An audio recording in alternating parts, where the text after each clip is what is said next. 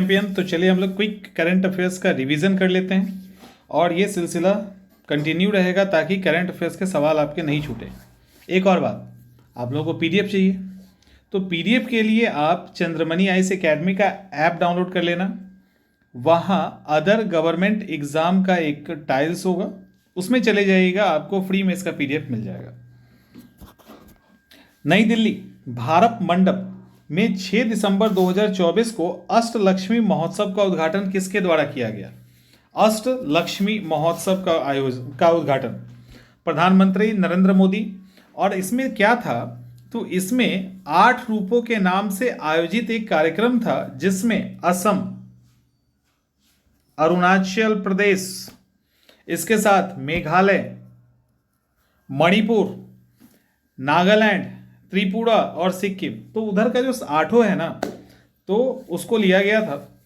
उसमें एक चीज़ ध्यान रखना कि इसके अंदर 8 है ना टोटल, तो 8 में असम, 8 में अरुणाचल प्रदेश, मेघालय, मणिपुर, मिजोरम, नागालैंड, त्रिपुरा, सिक्किम और असम को लिया गया। टोटल मिला के 8 हो गया। तो इन 8 स्टेट को लेकर इसको स्टार्ट किया गया था। दूसरा, केंद्रीय मंत्री प्रहलाद जोशी के द्वारा 5 दिसंबर 2024 को भारत की सार्वजनिक वितरण प्रणाली का आधुनिकीकरण और राष्ट्रीय खाद्य सुरक्षा अधिनियम के अंतर्गत सब्सिडी दावों को सुव्यवस्थित करने के लिए किस पोर्टल को लॉन्च किया गया? दरअसल यहाँ पे 2 पोर्टल है। वो पोर्टल है एक अन्न चक्र और दूसरा स्कैन।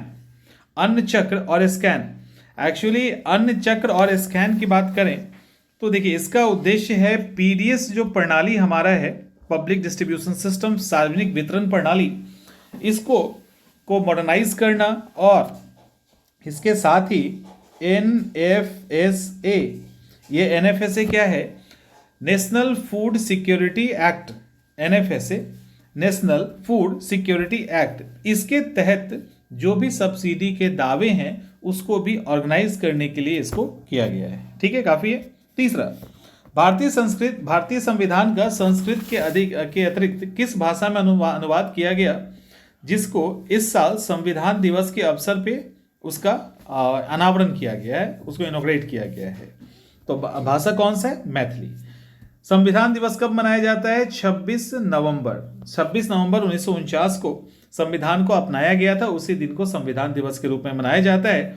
इस साल संविधान को संस्कृत और मैथिली में ट्रांसलेट किया गया, जिसको इनॉग्रेट किया गया राष्ट्रपति द्रौपदी मुर्मू के द्वारा। और इस बार संविधान दिवस का 75वां 75th वर्षगांठ है, ये भी इंपॉर्टेंट है। भारत सरकार ने अटल इनोवेशन मिशन को कब तक के लिए बढ़ा दिया है? अटल इनोवेशन मिशन को कब तक के लिए बढ़ा दिया गया है? तो 31 मार्च 2028 तक के लिए बढ़ाया है। एक्चुअली ये जो अटल इनोवेशन मिशन है ये 1.0 और अभी 2.0 चल रहा है। ठीक है, 2.0 जो था वो 25 नवंबर 2024 को समाप्त हो जाता, लेकिन इसको बढ़ाकर 31 मार्च 2028 तक इसको बढ़ा दिया गया है, जहां पे AIM यानी अटल इनोवेशन मिशन 1.0 अटल टिकरिंग लैब पे आधारित था और अलग अलग तरह के नवाचार करने थे। वहीं पे जो 2.0 है वो ग्रामीण नवाचार केंद्र, डिपटेक रिएक्टर, क्षेत्रीय लॉन्च पैड आदि से संबंधित है। आगे, नई दिल्ली में लिंग आधारित हिंसा के विरुद्ध 1 माह तक चलने वाले अभियान नई चेतना 3.0 का शुभारंभ 23 नवंबर 2024 को किसके द्वारा किया गया? तो नई चेतना, इसका पूरा नाम है नई चेतना 3.0 तो है, इसको कहते हैं नई चेतना पहल बदलाव की। ये इसका 3रा संस्करण है और इसको लॉन्च किया गया है 23 नवंबर 2024 को ग्रामीण विकास मंत्री शिवराज सिंह चौहान के द्वारा। वेब्स एक OTT प्लेटफॉर्म है, WAVES, वेब्स एक OTT प्लेटफॉर्म है। ये किसने लॉन्च किया है? तो प्रसार भारती के द्वारा इसको लॉन्च किया गया है। और ये जो OTT न्यू है वो 55th Indian international film festival, भारतीय अंतर्राष्ट्रीय फिल्म महोत्सव के दौरान इसको लॉन्च किया गया है। अब ये जो वेब है ना, ये 65 यानी 65 live TV channel, video on demand, free में गेम, 12 भाषाओं का ऑनलाइन शॉपिंग, इन सब की सुविधा ये वेब देने वाला है। तो ओवरऑल एक डेवलपमेंट है। केंद्र सरकार के द्वारा 2025 में जनगणना की शुरुआत की जाएगी और कब पूरा करवाया जाएगा? तो शुरुआत होगी 25 में, 26 में इसको पूरा करवाने का टारगेट रखा गया है।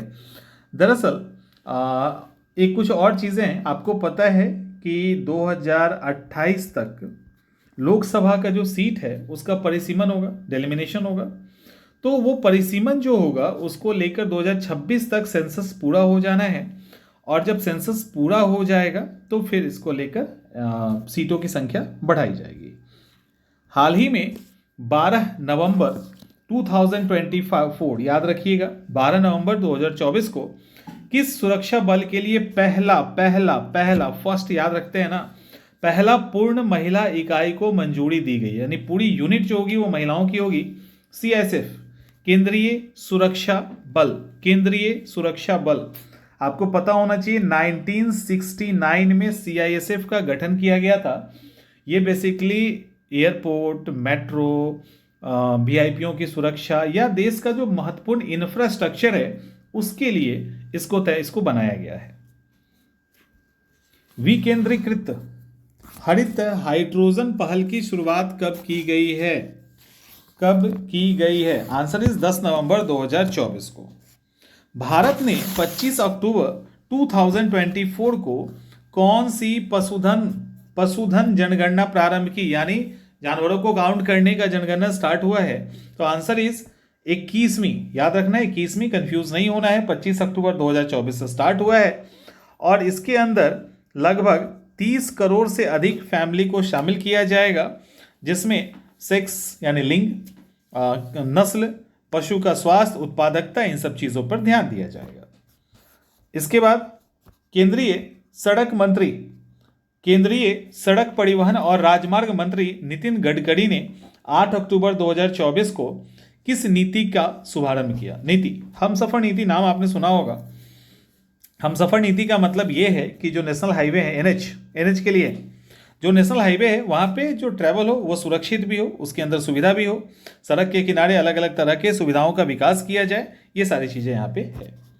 निम्नलिखित में से किसके द्वारा 3 अक्टूबर 2024 को 100 दिवसीय उपलब्धि कार्यक्रम के रूप में अन्न होगा ना, अन्य दर्पण के रूप में अन्न दर्पण, ठीक है, अन्न होगा, अन्न फूड ग्रेन, अन्न दर्पण नामक डिजिटल परिवर्तन पहल की घोषणा की गई? डिजिटल परिवर्तन पहल, भारतीय खाद्य निगम एफसीआई इसके द्वारा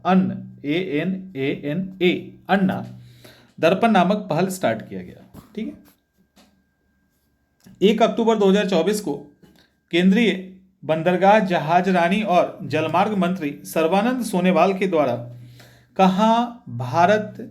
कहाँ क्रूज भारत, ठीक है, क्रूज भारत मिशन का शुभारंभ किया गया? क्रूज भारत मिशन का शुभारंभ किया गया 1 अक्टूबर 2024 को मुंबई बंदरगाह। केंद्रीय मंत्री हैं सर्बानंद सोनोवाल, जहाजरानी जलमार्ग, उन्होंने किया है और इसका उद्देश्य है 2029 तक जो क्रूज की यात्रा है उसको दो गुना करने का, क्रूज यात्रा को 2 गुना करने का, और क्रूज को मतलब टूरिस्ट के बीच में अट्रैक्टिव बनाने का। तो इसको लेकर इनका पूरा टारगेट है 2029 तक, ये है। इसके बाद फिर दूसरा चरण भी आएगा, तीसरा भी आएगा, चौथा भी आएगा, तो अभी तक इसी पे हम लोग को रहना है। भारत 30 सितंबर 2024 को वैश्विक स्तर पे एथेनॉल के उत्पादक और उपभोक्ता के रूप में कौन सा स्थान प्राप्त किया? एथेनॉल थर्ड, ठीक है। और ये बड़ा इंपॉर्टेंट है कि भारत ने एथेनॉल में इतना बड़ा काम किया है, तो उस एथेनॉल आपको पता है गन्ने से, मक्के से, इन सब चीज़ों से निकलता है। तो इस लेवल पे इसने तीसरा स्थान प्राप्त किया है, ये इंपॉर्टेंट है। Global innovation index 2024, global innovation index 2024 में भारत का स्थान कौन सा है? तो भारत इस बार 39 पे है। 33वें नहीं 33वें है। इसके अंदर टोटल 133 इकोनॉमी को लाया गया था, जिसमें ग्लोबल इनोवेशन इंडेक्स जिसको GII भी कहते हैं, इसमें भारत 39th पोजीशन पे है। और अगर मिडिल और साउथ एशिया की बात करें, मध्य और दक्षिण एशिया की बात करें, तो भारत उसके टॉप इकोनॉमी में पहले स्थान पे है। मिडिल एंड ईस्ट एशिया की, अगर हम साउथ एशिया की बात करें तो ये इंपॉर्टेंट है।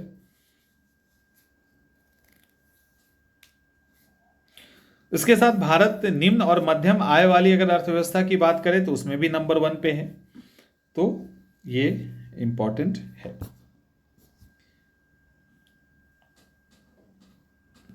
वन नेशन वन इलेक्शन कराने की सिफारिश के लिए किसकी अध्यक्षता में आयोग बना था? तो इसका आंसर है रामनाथ कोविंद, और इसको लेके काफी बात आगे बढ़ चुका है। 23वें विधि आयोग का कार्यकाल कब तक का होगा? 2 सितंबर 2024 को केंद्र सरकार के द्वारा अधिसूचना जारी की गई है। इसका कार्यकाल कब तक का होगा? तो 31 अगस्त 2027 तक का इसका कार्यकाल होगा। सर्वोच्च न्यायालय के नए ध्वज और प्रतीक चिन्ह का अनावरण, प्रतीक चिन्ह सिंबॉलिक का अनावरण किसके द्वारा किया गया? तो आंसर इज द्रौपदी मुर्मू के द्वारा। कब किया गया? 3 सितंबर 2024 को। जो ध्वज है यानी जो फ्लैग है, वो फ्लैग का कलर, वो फ्लैग है वो मुख्य रूप से ब्लू है। ठीक है, ब्लू जो है कॉन्फिडेंस का, नॉलेज का और जस्टिस का प्रतीक होता है। और इसका जो प्रतीक है वो अशोक चक्र है जो कानून को दिखाता है, तो ये इंपॉर्टेंट है। प्रतीक चक्र में देवनागरिक लिपि में यतो धर्मस्त्यो जय लिखा गया है। सर्वोच्च न्यायालय के कितने वर्ष पूर्ण होने पर एक स्मारक डाक टिकट जारी किया गया? कितने साल पूर्ण होने पे? तो आंसर इज 75। राष्ट्रपति भवन में के कुछ दरबार का नाम बदला गया है, नाम बदलने का सिलसिला जारी है। तो उसमें जो दरबार हॉल नाम था जिसका, वहाँ जो दरबार था जिसका नाम दरबार हॉल था, उसका नाम बदल के गणतंत्र मंडप कर दिया गया है। राइट, गणतंत्र मंडप उसका नाम कर दिया गया है। दूसरा, जो राष्ट्रपति भवन में स्थित अशोक हॉल है उसका नाम बदल के अशोक मंडप। तो दरबार हॉल गणतंत्र मंडप और अशोक हॉल अशोक मंडप हो गया है। किस देश को सप्लाई चेन काउंसिल का उपाध्यक्ष नियुक्त किया गया? तो ऑब्वियसली इंडिया होगा, इंडिया की बात हो रही है। इसके साथ ही एशिया डिजास्टर प्रिपेयर्डनेस केंद्र की अध्यक्षता किसे सौंपी गई? तो ऑब्वियसली इंडिया है यहाँ पे भी। दूरसंचार विभाग ने 20 जुलाई 2024 को अपने 3 ट्रेनिंग देने वाले यानी प्रशिक्षण संस्थानों को किस संस्था में मिलाया है? तो आंसर इज राष्ट्रीय संचारी अकादमी, इसको NCA कहते हैं। ठीक है, NCA में मिलाया है। किस किस संस्था को मिलाया है? तो एक संस्था है NTIPRIT, एक ये संस्था है। दूसरा है NICF और तीसरा है WMTTC। तो ये संस्था को, इन तीनों को इसमें मिला दिया गया है, यानी NCA में मिला दिया गया है।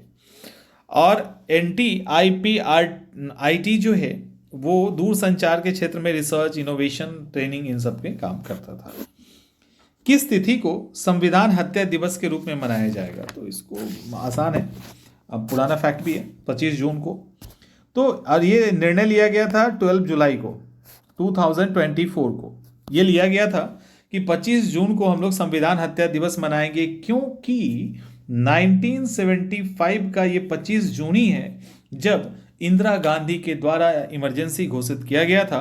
तो उसी को लेकर मोदी सरकार के द्वारा इसे संविधान हत्या दिवस के रूप में मनाए जाने की घोषणा की गई है। तो आज के लिए इतना ही, और आप इसके नोट्स, अगर आपको PDF चाहिए तो आप PDF डाउनलोड कर सकते हैं।